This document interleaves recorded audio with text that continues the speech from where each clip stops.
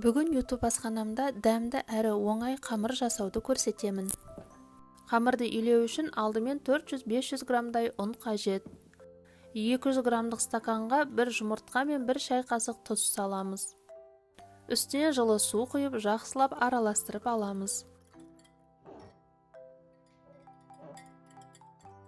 Енді ұнның үстіне дайын сұйықтықты құйып тұрып, қамырды араластырамыз.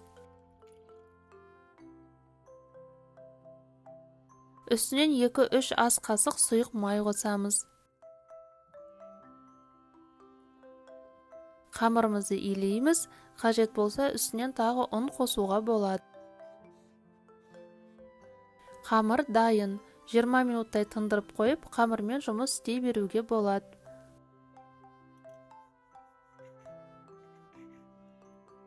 Енді жайып, қамырды қажет ететін кез келген тағам жасай берсеңіз болады.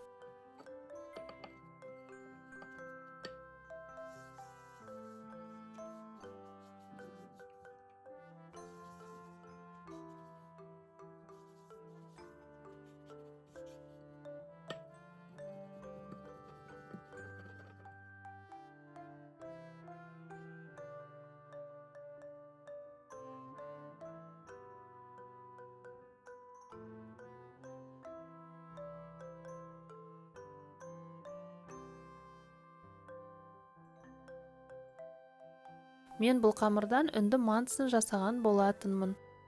Өте дәмді шықты. Рецептісін сілтемеге өтіп көре аласыз.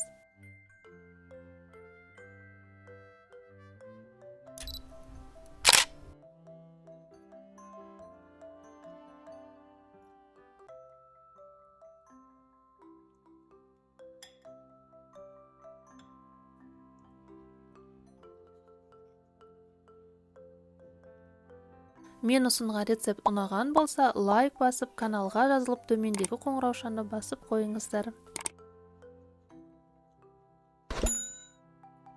Соңына дейін қарағаныңызға рахмет.